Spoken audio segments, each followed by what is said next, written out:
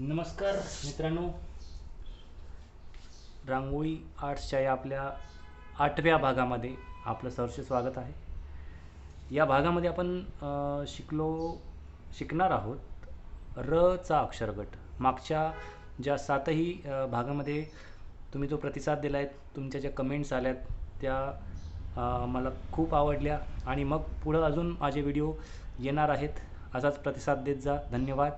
आणि आज जो अक्षरगट आपण घेणार आहोत तो र चा आहे.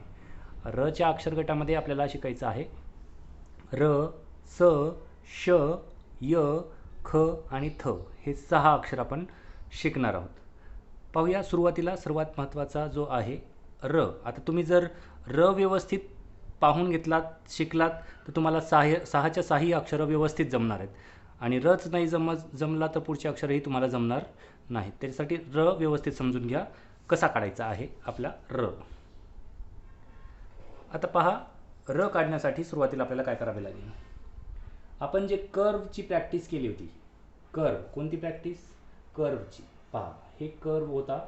ह्या कर्वची प्रॅक्टिस आपल्याला जर तुम्ही केली असेल तर र तुम्हाला काढायला अगदी सहज आणि सोपा जाईल. हाच कर्व आहे. ह्यालाच मी काय करणार, छोटासा तिरपी रेषा आणि डोक्यावरची रेषा. आणि हा जो दिसतोय तुम्हाला अतिशय सुंदर र, तो या कर्वमधून आपल्याला काढता येतो. आणि तो कर्वची प्रॅक्टिस जर तुम्ही सुरुवातीला केली नसेल तर आताही तुम्ही करू शकता. व्यवस्थित कर्व आला का तुमचा र जो आहे तो तुम्हाला व्यवस्थित काढता येईल. पहा, र साठी काय केलंय.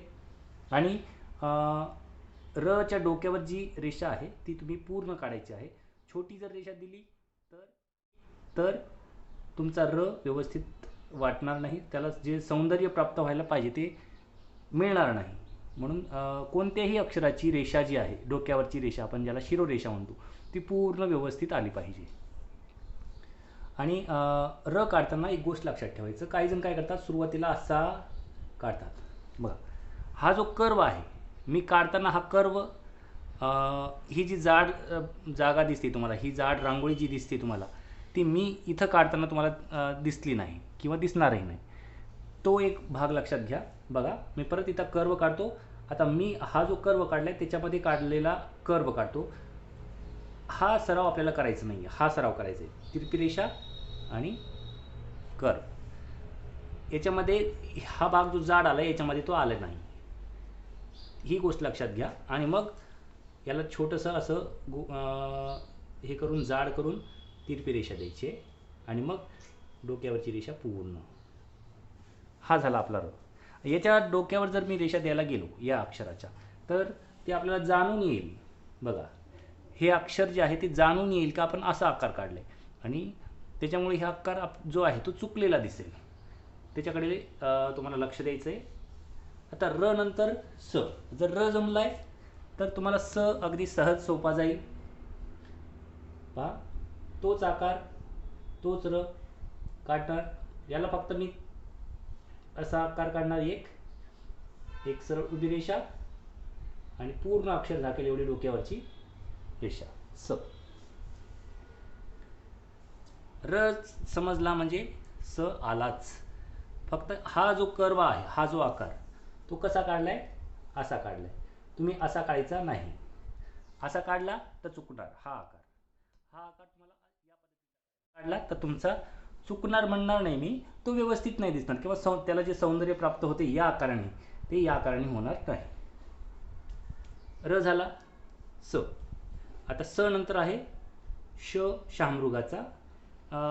आता 2 प्रकारे श आपल्याला काढता येतो. सुरुवातीचा जो आपण श काढूया तो डोक्यावरची रेषा नसलेला, पूर्ण रेषा नसलेला काढूया.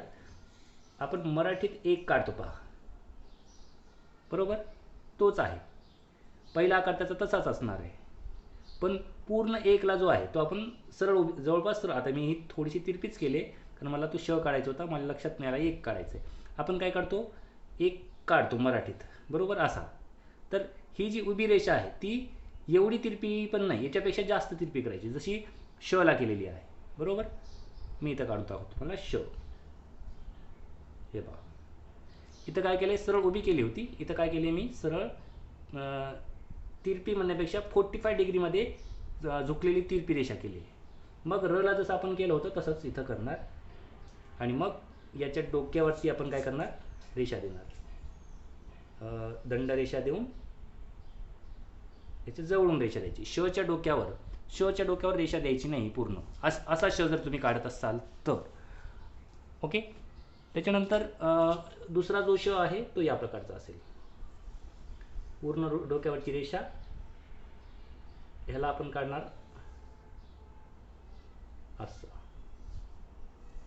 हा श वेगळा, हा श आणि हा श याच्यामध्ये फरक आहे, तो तुम्हाला लक्षात घ्यायचा आहे. याच्यामध्ये र काढताना जो आपण सांगितलं होती ही, तो याच्यामध्ये काढायला लागतो. हा स्ट्रोक जो आहे जाडवाला तो या शमध्ये काढायला लागतो आणि ह्या शमध्ये तो पूर्ण असतो. इथून तुम्हाला र दिसेल, तुम्ही जसा काढता तोच फक्त तिरपी रेषा घेऊन तो हा श काढ. तुम्हाला दोन्ही ऑप्शन आहेत, हा श पण सुंदर दिसतो, हा श पण सुंदर दिसतो. तुम्हाला जो योग्य वाटेल तो काढायचा आहे. आता 3 अक्षर आपले झालेत, र, स, श. आता य काढायचं आपल्याला. य काढताना काय करायचं आहे, जो रचा आकार काढला होता तोच आहे पण थोडासा लहान घ्यायचा. हा आकार मोठा आहे, हा आकार थोडासा लहान आहे. ह्याच्याच खालून आपल्याला असा आकार काढायचा आहे. ह्याला गिरवत बसायचं नाही, असं आपण जे स ला केलं, र ला केलं, श ला केलं ती करायची गरज नाही यला. मग सरळ उभी रेषा आणि डोक्यावरची रेषा, य, र, स, श, य. ओके. हे आकार तुम्हाला जमणं आवश्यक आहे. हा आकार जो आहे तो सरळ आडवी रेषा नाही, कर्व जसा इथं केलेला होता तोच फक्त लांबवलाय, जास्त लांबवलाय. याच्यामध्ये अंतर तुम्हाला मी सुरुवातीला सांगितले का प्रत्येक अक्षरामध्ये आकार जो आहे, अंतर जे आहे ते एक टूल मावलं पाहिजे, जे आपण अक्षराने काढणार आहोत. समजा याच्याने काढणार आहोत तर याच्यामध्ये तेवढं अंतर बसलं पाहिजे. आपण याच्याने काढले तर आपण ते आकार म्हणजे तेवढं अंतर याच्यामध्ये सोडलं आहे, म्हणजे पहिल्या स्ट्रोकपासून दुसऱ्या स्ट्रोकमध्ये अंतर जो आहे तो एक टूल मावला पाहिजे. याच्यामध्ये पण तुम्ही पाहून घ्या, एक टूल मावला पाहिजे. त्याच्यामध्ये थोडंसं अंतर कमी जास्त हरकत नाही. याच्यामध्ये पण पहा, एक टूल मावला पाहिजे. याच्यामध्ये थोडंसं जास्त आहे कारण हा आकार आपल्याला जास्त मोठा घ्यावा. जर आपण लहान घेतला तर हे चिटकायला लागेल.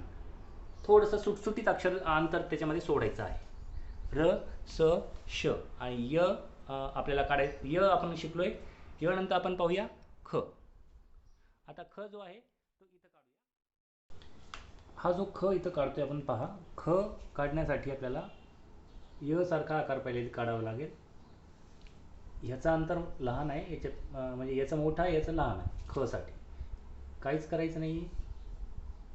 य सारखे आकार काढला, इथं गोल काढून घ्यायचा छोटासा, सरळ उभी रेषा काढायची आणि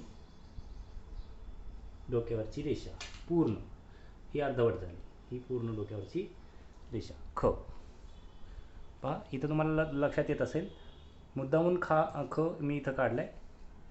र ची जी पहिल्या स्ट्रोकची उंची आहे तो एवढी आहे, म्हणजे जास्त आहे, पण ख ची एवढी कमी आहे, म्हणजे हा स्ट्रोक तुम्हाला कमी काढायचा आहे.